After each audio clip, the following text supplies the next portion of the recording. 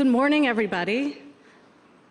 Welcome to the grand finale. We end Davos on a high note here, and I'm so excited and honored to be here. My name is Sarah Eisen. I'm a host at CNBC, and we are going to have the conversation everybody's been waiting for, the global debate and the global outlook on the economy. Obviously, we have a tremendous lineup here. We have Faisal El-Abrahim. He's the Minister for Economy and Planning in Saudi Arabia. His Excellency, thank you. Larry Fink is the CEO and founder of BlackRock. Lagarde is the President of the ECB. We have Kristalina Georgieva, who is the head of the IMF. And we have the President of Singapore, President Tharman Shanmugaratnam. Thank you all for joining us. You know, this Davos has been very interesting.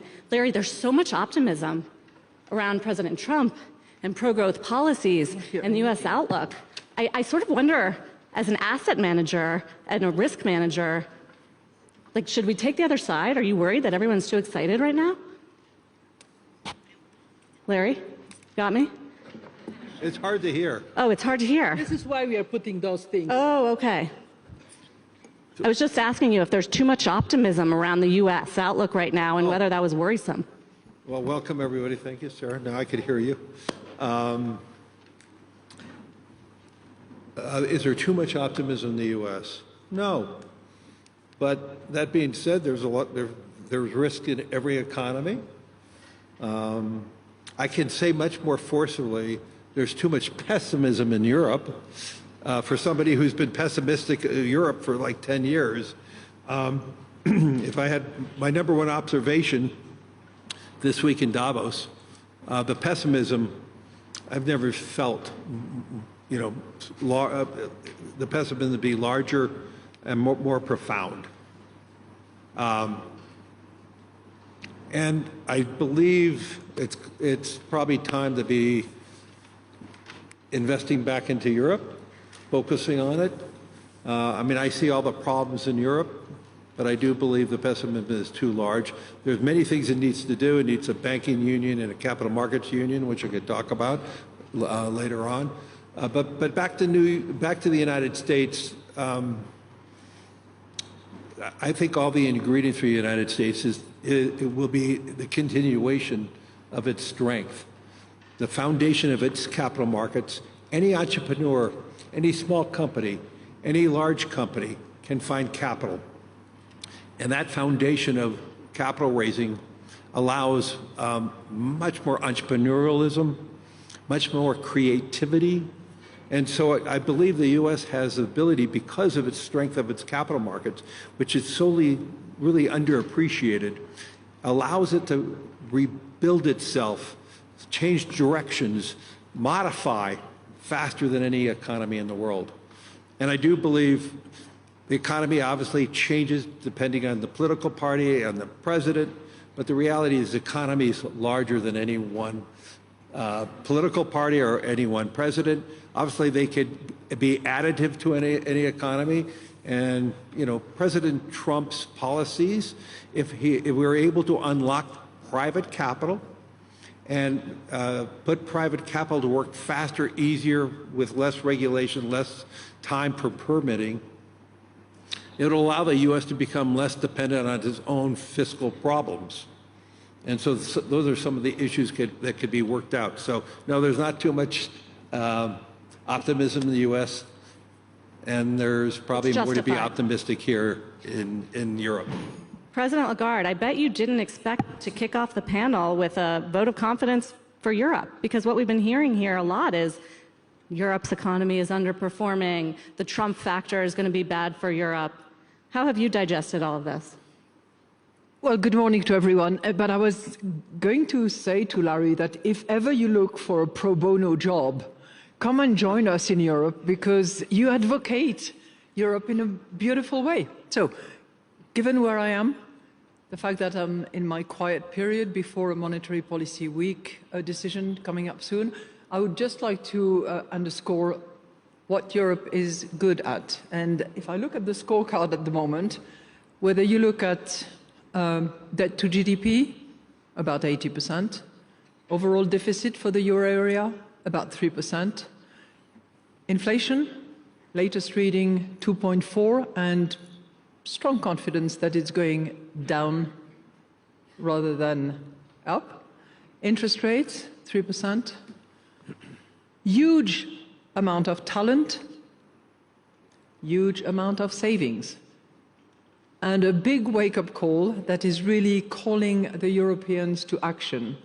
So if the European leaders can actually get their act together, respond to this wake-up call and existential threat that can be identified, then I think that there is a huge potential for Europe to respond to the call. Well, so I'm also pretty optimistic. I'm realist about the points that Larry made. We need banking union, we need capital market union, we need to keep the talent at home, we need to keep the savings at home, and maybe it's also time to import a few of the talents that would be disenchanted for one reason or the other from another side of the sea. Just quickly, why do you call it an existential threat? Why is it existential right now? Why is it? Well, because as Larry was suggesting, if you talk to the CEOs, if you talk to the corporate world at the moment, those that are making major investment decisions, they are not very upbeat right now. And when you ask them why they're not, they're making reference to the price of energy. Fair enough, but energy costs are going down as the non-fossil energy is going up in Europe in a significant way when you consider that electricity production in the euro area at least is now 70% non-fossil originated. They complain about the excessive red tape and the excessive bureaucracy. That's the wake-up call that we Europeans, those in policy-making places, have to really take to heart and respond fast to. You know, there was this great incentive to go and invest in the United States because of the Inflation Reduction Act and the significant subsidies that were going to be given to those who invested in the US. I think the IRA has essentially been removed and that any subsidies under the IRA will not be paid out. So people are going to have to rethink with the prism of confidence, with the prism of cost, as is often the case, and the prism of opportunities. And there is no question that what is happening outside is a challenge, but it's also a big opportunity for revisiting and deciding whether or not Europe wants to be a key player. But I'm contending that it has the talent and it has the means and it has the ambition. Well, we're going to talk about the IRA, and I know President Tarman has a lot to say about industrial policy, but first, MD Georgieva, if you could just give us a global overview right now, because you guys just put out your big World Economic Outlook, and yes, while there's a lot of optimism and solid growth in the US, it's a little lopsided around the world. Well, great to be on this panel. We published our projections for 25 and 26 just before the forum, and what they paint is a nice picture with some undertones. Nice picture because we project growth at 3.3% this year, and next, this is a slight upgrade for 2025. But under the hood of this average number, we have very strong performance for the US. We actually upgraded growth projections for the US by 0.5 percentage point, from 2.2 to 2.7, and we have sort of not great European performance, and then we have the rest of the world more or less a little bit up, a little bit down. The most important message I have for the audience is to ask the question, why? Why growth in the United States is so strong? Why growth in Europe is somewhat underwhelming? Why the emerging markets are not doing fantastically well? And the answer is primarily in the differences in productivity growth. The US is marching ahead with high productivity because capital markets allocate money to dynamic firms, because technology turns into business investment and then it grows into company fast, and because the US has, relatively speaking, abundant, relatively cheap energy. When we look, and then productivity in the United States, year after year after year is close to a percentage point. You look at the rest of the world, advanced economies dropped in productivity vis-à-vis pre-pandemic times from over 1% productivity growth, and it pushes growth up, to meager 0.2% now. Even more worrisome, in emerging markets, productivity dropped from 2.5% to 0.7%, and in low-income countries from 2 to 0. So my first message is, the world is changing very rapidly. We are experiencing a tremendous technological transformation. Capital has to have long legs and go where it would make the biggest difference. And you look at capital, where did capital go with its long legs? It went to the United States. And if countries want to move forward, they have to be very aggressive in opening up opportunities for entrepreneurship. And yes, Europe has to have deep capital markets. It has to have a unified market that makes it possible to compete. And I want to say, I'm a European, I'm a proud European. As a European, I want to make an observation in terms of culture. The United States has a culture of confidence. Europe has a culture of modesty. When I first went to the United States, I went there, if something is done really fantastically well, my parent would say, not too bad. That was the highest praise. And in the US, you just move your legs and you're fantastic. You blink and you're great. So my advice to my fellow Europeans is more confidence. Believe in yourself, and most importantly, tell others that you do. Good message. President Harman, you know, everybody's wondering how, you know, the Trump presidency, which is so focused on economics and has so many changes from the prior regime, is going to change the outlook for their respective regions and economies. How are you thinking about it for Southeast Asia, emerging markets, the regions that you follow? Well, first let me say, and I don't want to be a spoiler here, if you look at all the evidence on what ordinary people think and feel, they're not feeling good in the US, in Europe, everywhere in the world. Confidence is down, optimism is down, trust is down. So our real task is, how do we rebuild the bases for optimism in today's world? We're not going back to the era when the Bretton Woods institutions were formed. We're not going back to an era where Henry Morgenthau, the US Treasury Secretary, said in Bretton Woods, prosperity is indivisible. Just think about that. Prosperity is indivisible, meaning I can't prosper unless you are prospering. No nation, even the largest, will prosper unless the rest of the world is prospering. We're not going back to that era. It's past us. It may have rested on a moment in time when the US had an unassailable lead and had that confidence to say prosperity is indivisible. But what we've got to avoid is going to the other extreme of a real zero-sum world. And there's some tendencies in that direction, but I think we are nowhere near it. We have to avoid moving in a gradual, grinding way towards fragmentation and towards some breaking up of the world into blocks. It's a real risk. So what do we do using all the agency we have? The middle powers, India, ASEAN, Europe, Japan, the international institutions. What do we do in between those two extremes?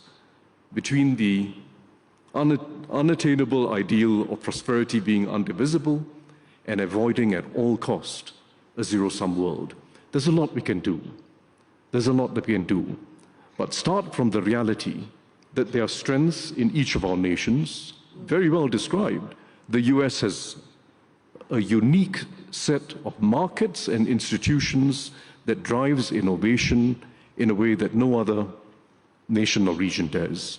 And as Christine says, Europe has human capital, and I mean it not just in terms of expertise, but in terms of values. It's a font of the values that we admire in today's world. Asia has a desire to keep opening up, to keep breaking barriers. Asia is still striking FTA deals. And we now have the UK joining the CPTPP, and there's several others on the waiting list. So build on these strengths, the desire on the part of most of the world to stay open, to be interdependent, so that we can all grow. So let's build a realistic basis for optimism, but starting from a position where people are despondent. And today's generation of parents has very little faith in their children doing as well as them. Let's build new bases for optimism. I don't think you'd have any disagreement on this panel, though I wonder if you have spoken yet with President Trump, or your Prime Minister has. Have you shared this view of openness? Well, no, I'm saying something which comes naturally to a small country. I know of other small countries that think alike, including small European countries. You know, being small helps because your basis for doing well in the world is to be relevant to the rest of the world. You never look inward, and you never get too complacent. You never get too complacent. You're always trying to find a way in which you're complementing someone else's strength, and someone else is able to complement your strength. But I don't think that should be the province of small countries alone. We have no choice but to have that cast of mind. I think it also has to be the way in which the major powers think. And in particular, I mean, if there was one real positive coming out of President Trump's speech yesterday evening here at the forum, it was the way he spoke about China and the US. It suggested a desire for a new understanding and a desire to avoid a continuous unraveling of a relationship that is still profoundly important for the global world economy. Agreed. Your Excellency, two important questions. So in that speech here at the forum, President Trump called on Saudi Arabia, specifically in OPEC, to lower oil prices. Will you do that? So before I answer this question, I'm just going to comment on what was discussed. Please. I was going to move on to that as well. But I'll get to your question. I think the way we look at the world is in two lenses. One is data-driven, to kind of explain to us why we're here, how we got here, where exactly we are. But also another lens that is more future-focused. What is the potential we need to unlock seriously? Mm-hmm. If you look at the first lens, like Kristalina said, there's tepid growth. But also at the same time, the same people talking about tepid growth are talking about the potential positive promise of technological advancements and including generative AI. This economic stalemate needs to be addressed or disrupted. We can't stay here.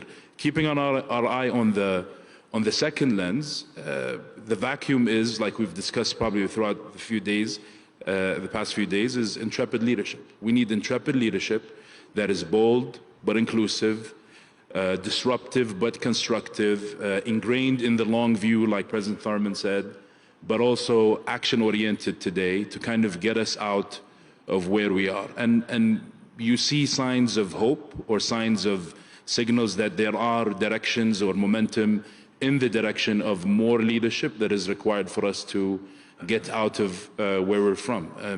Saudi Vision 2030 is an example of that. You talk about complacency, President Thurman. I think every day, day in, day out, complacency in Saudi is punched in the face by Saudi youth. We need to make this transformation count. And every region, every economy has its own issue to deal with, whether it's Europe and deregulation, for example, or innovation. The US and the fiscal outlook. China and this new economic model and whether a shift to consumption drive will happen. The Middle East and stability and the need for more Vision 2030s. I think there are some pressing questions that the globe needs to address too. And one of them is energy security or the energy transition. I don't think we can get or can afford not getting the energy transition story right this time. We need to get it right. Energy supply, energy security is essential for global growth, for global prosperity. The Kingdom's position, OPEC's position is all about long-term market stability to make sure that there's enough supply for the growing demand, and there is growing demand. Whether it's the growing demand we see in the US alone, whether it's a growing demand that's coming from AI, demand will grow, and we need to make sure we supply energy in the most efficient way without jeopardizing energy supply, without jeopardizing our ability to use technology and collaboration to address climate change, which is serious. Saudi Arabia is in the front line. We're in one of the most heat-stressed, drought-stressed areas, so we're serious about climate action, and without jeopardizing giving the opportunity for developing countries and emerging countries fair access to the value of energy. What about your transition, since you are the Minister of Planning? How dependent at this point is the economy on oil? Because the IMF did downgrade the outlook for Saudi Arabia based on the extension of the production cuts. And how are you tracking toward your goal of 2030? So Vision 2030 is a long-term restructuring of the Saudi economy. It's not a short-term campaign. It's not a short-term program. And we look at our numbers, GDP numbers, as one of the indicators that tell us where we're going. We care about the non-oil economy. Non-oil activities today represent 52% of total real GDP for the first time. It's not everything, it's just a good sign to keep in mind. And non-oil growth has been steady. We expect to close 2024 at 3.9%, 2025 at 4.8% non-oil growth, and 2026 at 6.2%. And that's what we care about. The numbers that were revised down are total GDP that includes oil GDP, that includes the function of oil production and our voluntary cuts. But what we really care about is transitioning from one economic structure that's reliant on resources to another economic structure that's reliant on productivity, human capital, and we're leveraging all our assets and capabilities to transition from one to another. One more really quickie, because this was also brought up by the President yesterday. Big $600 billion commitment to investment in the United States from the Crown Prince. How about rounding it up to $1 trillion, as Trump suggested? Is that easy to do? I'll tell you that there is a long-standing, strong partnership between the U.S.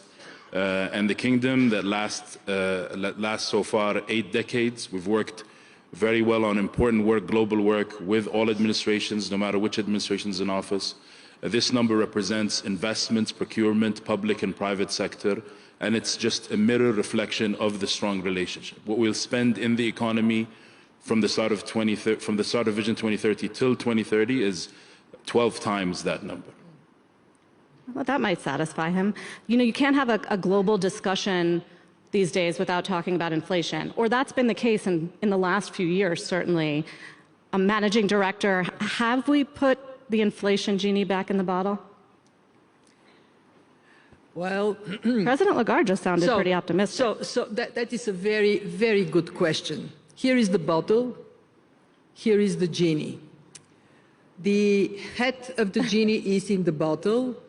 Most of the body of the genie is in the bottle. Kind of getting stuck there, though. But the legs are kind of hanging still out. We need to push it all the way down.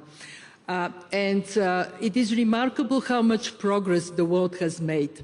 And I want to say something that we, in our worries about today and tomorrow, we not always reflect on. When we look into the past, over the last decades, every inflation episode would require interest rates to go up, and the response would be inflation would go down, but at the price of recession.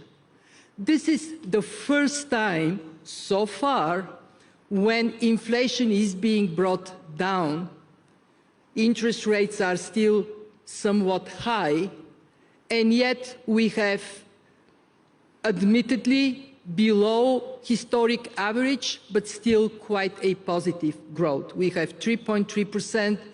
Historic average was around 3.8. So when we look at the next stage, if we succeed to bring inflation down and yet retain the economy functioning so people have jobs and, as Starman said, they get more confidence, that would be a very good outcome.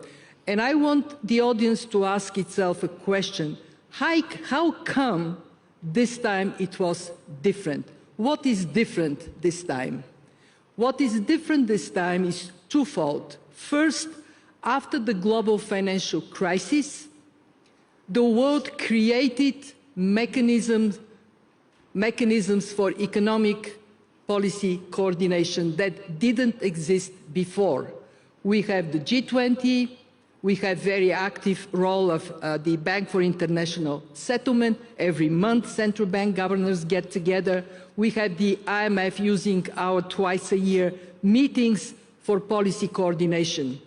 And what that translates into is more consistent coordination when necessary, but also divergence in policies when necessary. And the second thing that is different, we have Madame Lagarde in ECB. Larry, I feel like I keep reading headlines. Larry Fink warns of inflation. We're not done with inflation. Larry's very worried about inflation. Why? I'm not terribly worried. But do you think the market's being too complacent about the inflation story? no, I think the bond market is the best reflection of what's going on in the world. It is the barometer for every politician, for every central bank. It really informs us every day where the mood of the global economy. And that I believe the bond market is indicating that inflation may be higher than we think. The genie may be coming out of the bottle. And I look at this in so many different ways that if you just think about AI for a minute, in the United States right now, data centers represent about 50 gigawatts of power. And in the United States, we're estimating alone, data centers will represent and need 300 gigawatts of power in the next 5 years to meet the needs. And we're talking about, you know, if you expand that throughout the world, this is my optimism about growth, but at the same time, we actually are going to have labor shortages, which is going to be driving up wages. I think we're going to see more persistent wages, you know, and that may be a good outcome, but it's going to be an inflationary outcome. We're going to have material shortages with all this building out. And so I think we are somewhat complacent that that inflation can hit us again. But I would also say, if you look at where the bond market was even a year and a half ago, and when we were experiencing very elevated inflation, we had a very inverted yield curve. The short rates were higher than the long rates. What we are seeing now is a normalizing of the yield curve, but I also believe we're going to have a much more steeper yield curve. And that's a function of forward inflation expectations.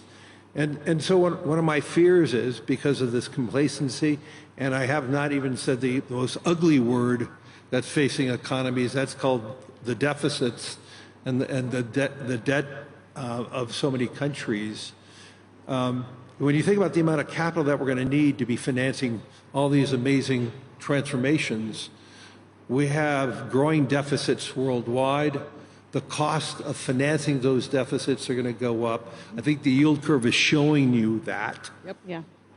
And so, you know, I've said repeatedly here in Davos, I could see a scenario, I'm not calling for it, but I can't see a scenario where we have a 5.5% 10-year.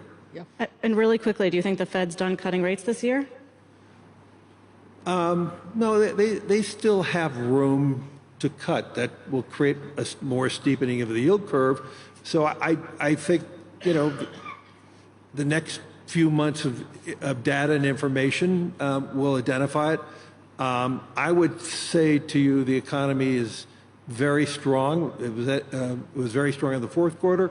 And the evidence that we are hearing from different corporations that business is strong already in the first quarter. And so we have, and you see that in the labor statistics now.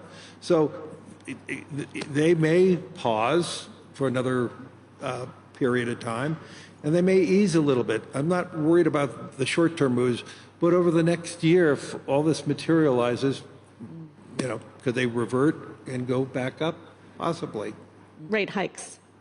A rate hike. I'm not calling for that, but all I'm saying is I see probabilities of that. Yeah. That's not my core prognostication. I'm trying to get a headline here, Larry. I'm trying to avoid one.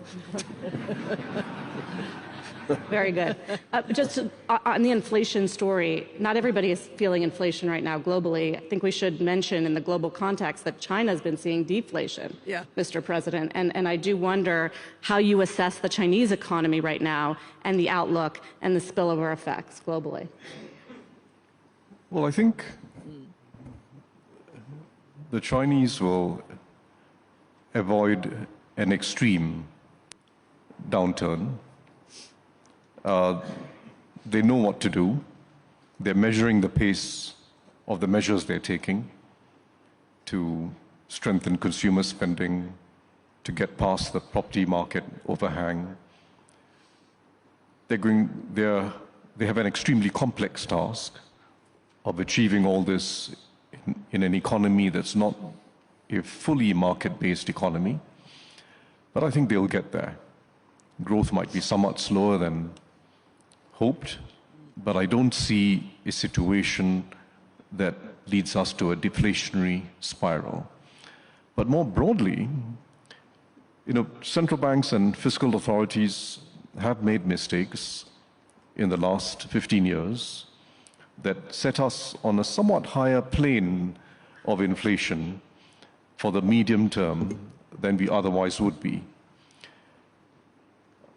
But the fundamental advantage we've had for several years now has been two things. The entry of China and some other parts of the developing world into the global labor market and global trading system, and countries' willingness to be able to absorb their products. It's been a tremendous deflationary force, counter-inflationary force. But we're now past that. And we also have now an unprecedented situation of aging in the entire developed world, the West, Japan, increasingly China. The US is seeing stagnation in its population, even if it's not coming down. But you've got Africa that's coming up. You've got India that's still growing rapidly, still a rapidly growing population.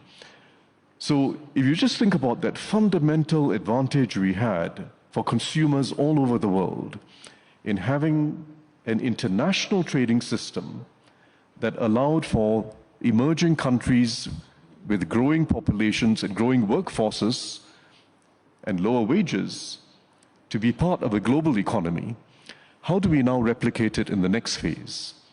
When we have the added disadvantage of aging in the Western world and severe labor shortages that already exist. In Europe, for instance, there's already a very severe labor shortage, south to north. What do we do about Africa? What do we do about South Asia and some other parts of the developing world? How do we have, if you like, a global industrial policy so that we can benefit globally from higher productivity, but also a lower cost of goods for consumers around the world? I think that has to be an important challenge. I think when it comes to the inflationary outlook, a lot will depend on trade policy with the US and tariffs, right? I mean, is anybody on this stage a fan of tariffs? No. No one thinks it's a good idea. I wonder, Your Excellency, when it comes to the trade battle, the fact that President Trump has indicated he's going to use tariffs to get fairer terms on trade or for national security reasons or for negotiations. How does a country like Saudi Arabia fit in when the US and China, for instance, have a deeper trade dispute or even a trade war? Do you find yourself in the middle? I think we want to be in the middle, right? I think the kingdom's position is to have a strong partnership with all of its partners and friends, and that's something that is a value proposition of the kingdom that we want to grow.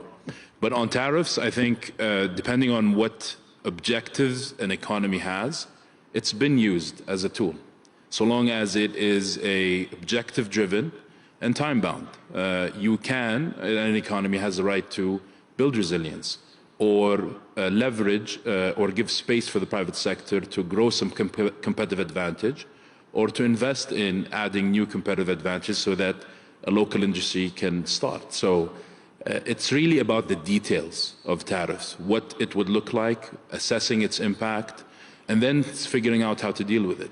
The important thing is to keep dialogue on the table and keep the orderly, respectful discussion going and maintaining it, even if it's been absent for a while or not where it should be, and continue working on it. Kingdom values its partnership with all of its economies. Since Vision 2030, we've played an even larger role in more domains than oil and gas, diplomacy, and foreign aid and assistance, because we understand better through Vision 2030 what our economy needs and society needs for us to unlock its potential. Both with US and China. US and China and others. President Lagarde, President Trump yesterday said that the EU does not treat the US fairly on trade and that he has some big complaints. Is that true?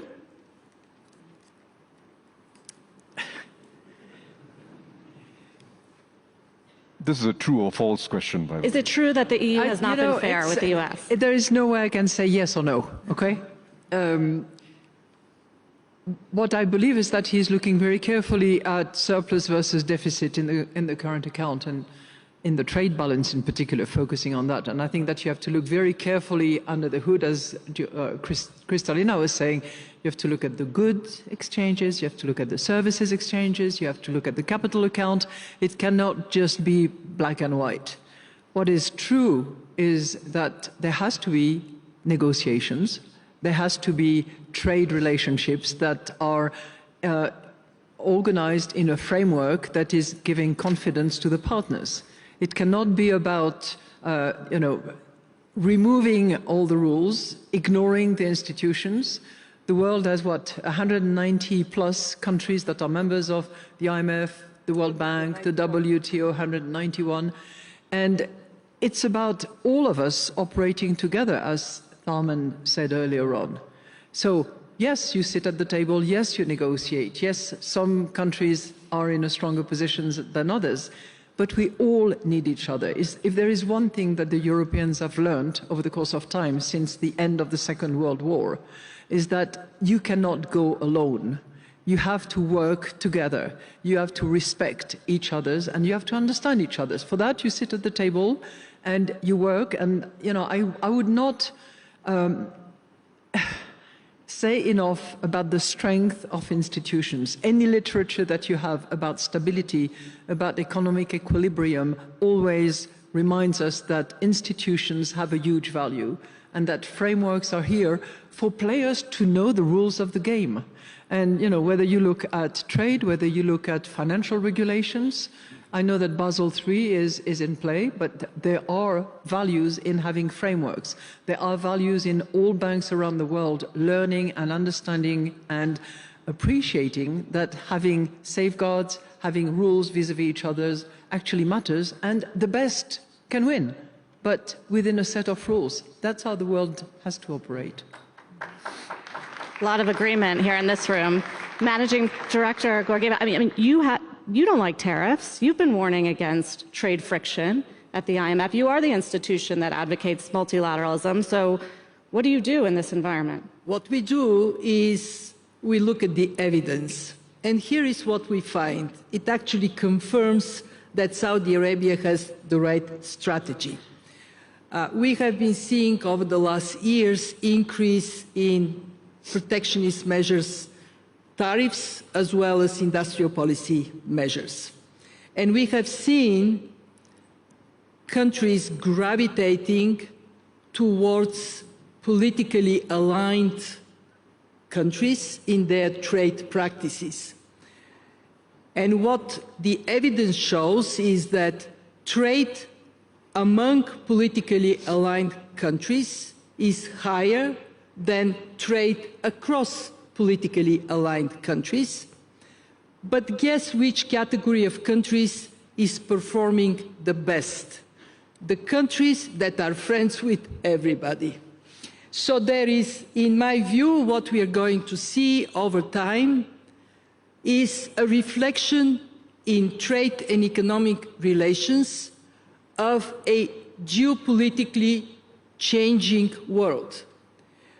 More regional cooperation, more cooperation based on supply chains, more engagement that allows countries to achieve their objectives. And in our institution, we look into how we can support regions. How can we work more closely with ASEAN? How can we work more closely with the Gulf Cooperation Council? So we can provide the analytical and policy encouragement for that kind of practical cooperation. I mean, look, we were many thousand years ago just a handful of people on this planet. Today we are 8 billion. How did we get from there to here? Well, by collaborating and competing. And I think that there is no way we can wipe out collaboration from the future of humanity. On that note, Mr. President, I thought there would be an applause for that. On that note, Mr. President, you know, trade and industrial policy, as you just heard from the managing director, are very linked. You have some strong opinions here on industrial policy, I know. Well, I think, Please. you know, whether it's tariffs or subsidies or the other forms of the new industrial policies that are now in the vogue, the fact is they're being driven largely by politics and geopolitics rather than by any powerful new understanding of economics, or any new evidence or any reappraisal of economics. And I think the jury is out as to whether this is going to succeed in lifting standards of living for ordinary people, for the middle class, and lifting economic performance for countries. It's happening by way of drift and tit-for-tat action. And we're in a very unstable situation now, quite frankly. So I think we have to take a step back. There is a case for industrial policy, and it starts from recognizing that innovation is the key driver for long-term growth. And innovation comes from capabilities. So the industrial policies that have succeeded in the past, and I think are still entirely relevant, are industrial policies that involve developing your own capabilities, R&D, skills, developing cluster synergies amongst firms, developing your own capabilities, rather than constraining someone else's efforts to develop capabilities. It's about developing your own capabilities rather than constraining another country or the rest of the world. Because the difference between the two is that the first spurs innovation, and it spurs innovation through competition, and the second stifles innovation, and it stifles long-term growth. The second point, which is, may seem old-fashioned, but is still entirely relevant, and all the evidence still supports the proposition that global interdependence and some specialization that each country engages in is good for everyone. You don't have to be a purist, you don't have to know what Ricardo said, but the fact is, we all do better when we specialize at what we are good at and develop skill in what we're good at. And it's very hard to depart from that. The whole history of import substituting industrialization which we saw in Latin America, we saw in parts of the developing world, and which we're now seeing in parts of the advanced world, has not been a pretty history. In fact, in general, it has led to massive inefficiency, which means costs for ordinary taxpayers, and big losses. Big losses. So develop our own capabilities, do it in areas where we have some advantage, some accumulated skills, some potential to succeed and develop scale, and complement each other in an interdependent world. There is a further very important case today for industrial policy, and that is we need to find ways of scaling up action on climate and the associated crises of biodiversity and a global water cycle that's out of sync, out of kilter.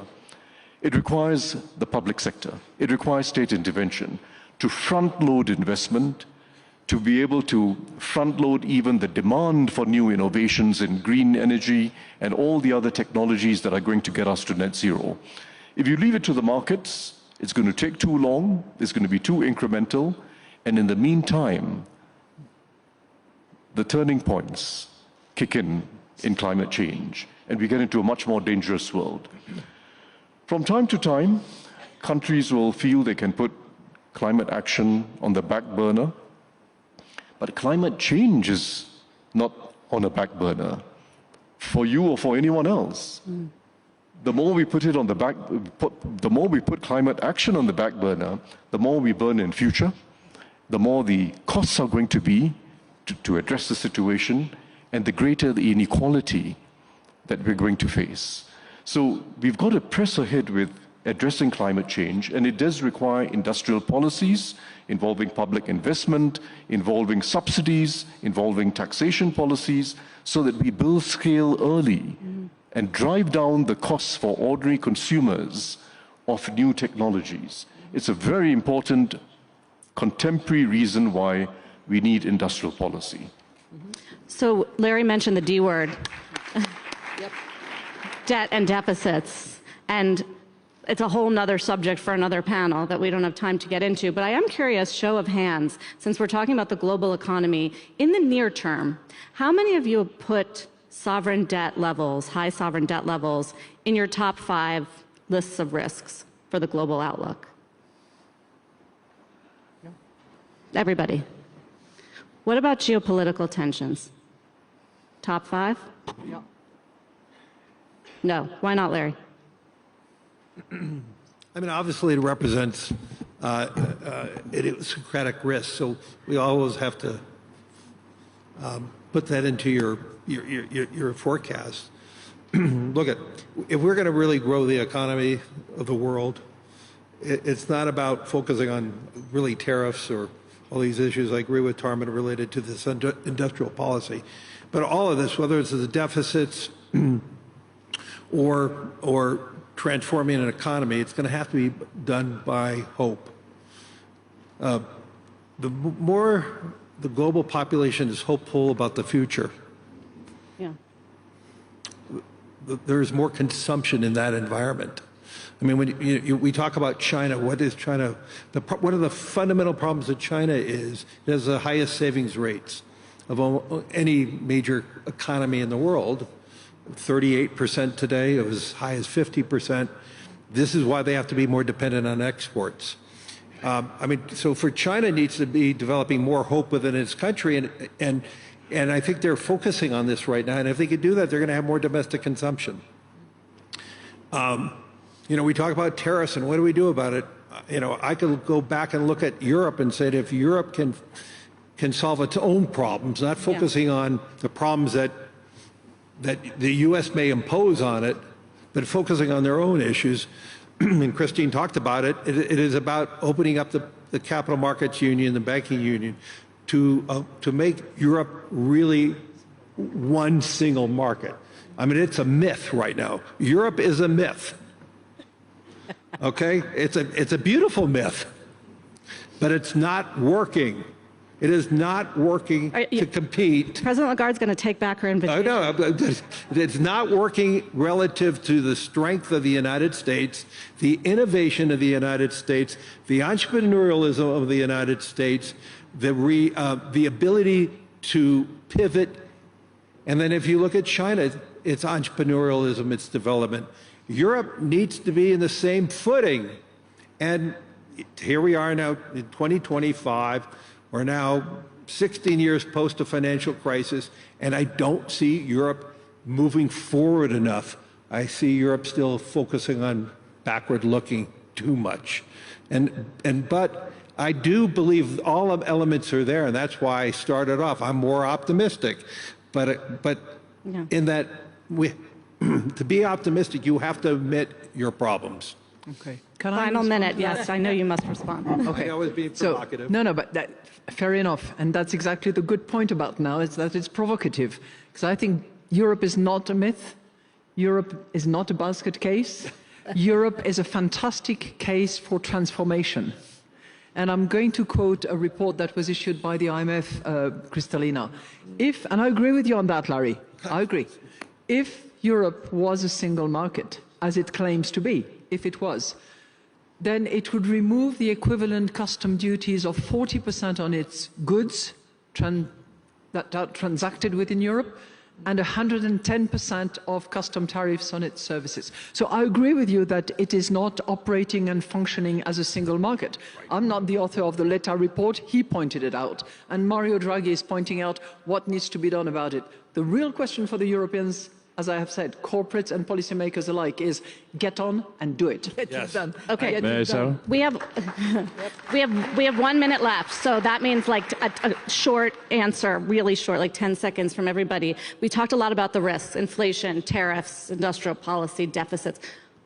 One opportunity for growth in 2025 that you're thinking about, Mr. President? I think the most neglected dimension of strategy nationally in most parts of the world is social policy. You need social policy on an industrial scale, much more than industrial policy in the narrow sense. And that means maximizing human potential in every segment of the population. It means finding ways of recreating social compacts so that people feel some sense of solidarity, even between different ethnic groups, different nationalities. And it means, very importantly, thereby building the basis for political consensus to keep economies open and interdependent. And those three things must go together. The economic strategy of openness, the social policy of not leaving things to a social market, but intervening to help everyone uplift themselves, and the politics that then allows you to carry on being open. If any one of those fails, each of them falls apart. Managing Director. Remove the self-inflicted injuries.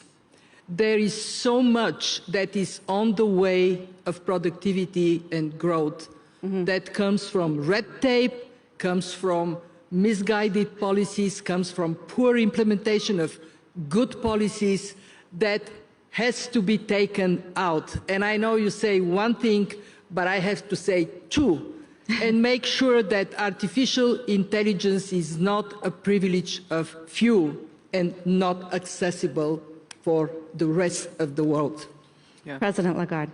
I would second what Kristalina just said. I think that we have not discussed very much artificial intelligence. It's been much discussed at the World Economic Forum this week.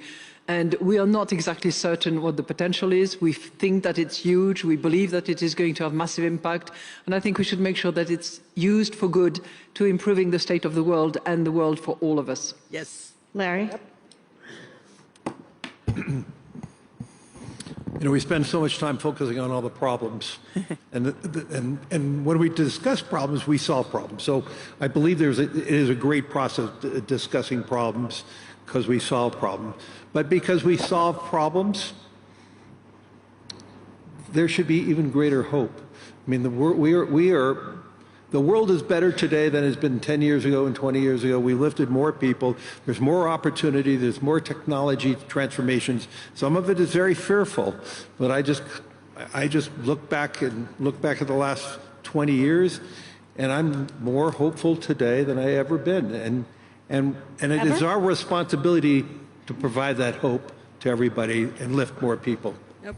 Your Excellency. So the reason I didn't raise my hand earlier is because I think today we have more clarity in what we need to discuss and resolve, and there is signs of more optimism relative to where we were last year. So I'd say optimism by choice. Optimism is not just a gut feeling or a reaction to an environment. It could be a strategic decision.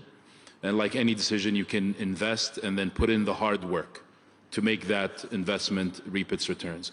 Number two is putting in the hard work. I think reform and transformation is not a 9-to-5 job. It requires people working night and day. I was asked by your colleague, Steve, before one of the panels, I don't know why he asked us, but he asked us what extreme sports we play. I blanked out, which is depressing, but then the first thing that came to mind was Saudi Vision 2030. Not because of what we're doing, but because of the so many young Saudi men and women who are working 12, 14, 16-hour shifts every day to make this transformation count. Thank you all. And we end where we started, with the optimism, and it's why it's been a really rich World Economic Forum Davos this year. Thank you all for participating. Thank you. Thank you. And please stay seated.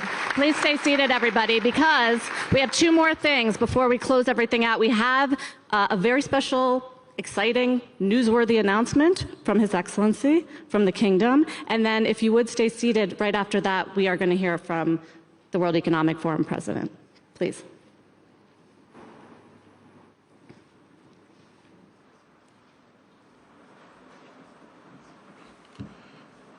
I'd like to start by first thanking Professor Schwab, Boerge, and the entire World Economic Forum community for putting on another hugely successful annual meeting. Last year in April, the Kingdom of Saudi Arabia and the World Economic Forum hosted a very successful special meeting in Riyadh under the patronage of His Royal Highness Crown Prince and Prime Minister of the Kingdom of Saudi Arabia, Prince Mohammed bin Salman. And now, building on the success of this meeting, Saudi Arabia and the World Economic Forum are happy to announce that we will host a regular World Economic Forum global meeting in the Kingdom. This is a testament to the global platform for dialogue, collaboration, and innovation that Saudi Arabia has become and that the World Economic Forum continues to be. This meeting represents a significant opportunity to further unite the world in capturing the immense potential that lies ahead. In this critical juncture for the global economy, we are not only inspired by the opportunities before us, but also deeply confident that our collective efforts will forge a brighter, more inclusive, and more prosperous future for all. We look forward to welcoming the global community again in Saudi Arabia in the spring of 2026. Thank you very much. Thank you. And now I'd like to welcome to the stage the Forum's CEO and President, Boerge Brende.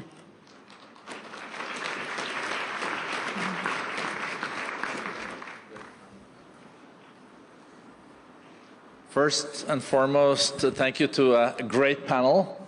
We're privileged to have thought leaders like you joining us on our last day. And special thank you to my dear friend, Minister Faisal. We had also an amazing meeting in the Kingdom, and we're looking forward to coming back in the spring of 2026. I think we all realize during this week that we came together in Davos at a time of immense consequence and uncertainty. Political, geopolitical, and macroeconomic landscape all are shifting under our feet. At the very moment, the clock is quickly ticking down to meet critical political priorities. Driving economic growth, reducing carbon emissions, finding ways to end conflict, all cannot wait. And the only way to progress on these issues is by working together. But our cooperative approaches may need to adapt to a new, more uncertain era. There is a new political reality that we are faced with. We will need to be innovative and creative and work with each other, even if we don't see eye to eye on everything. Our week in Davos showed that this is possible.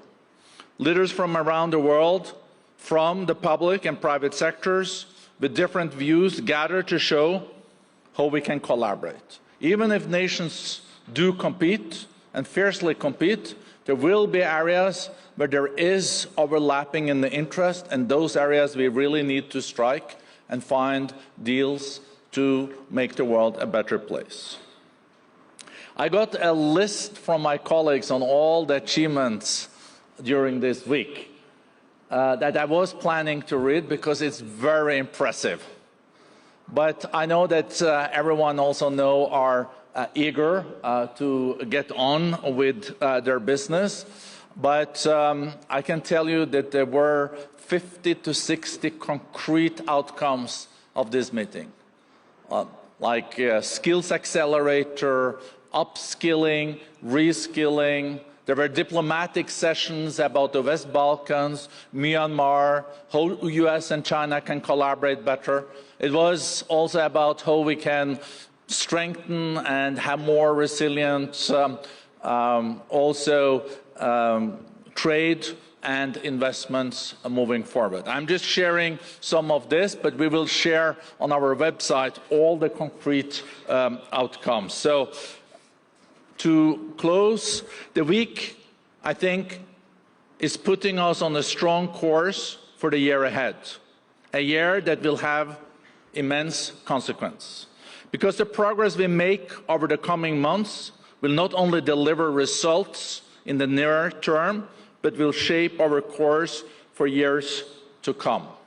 So again, thank you to all our participants. Thank you for being with us here in Davos, and thank you for making our platform at the World Economic Forum even more relevant in a more fractured and polarized world. We will try to continue, and we will continue to work for more collaboration and cooperation.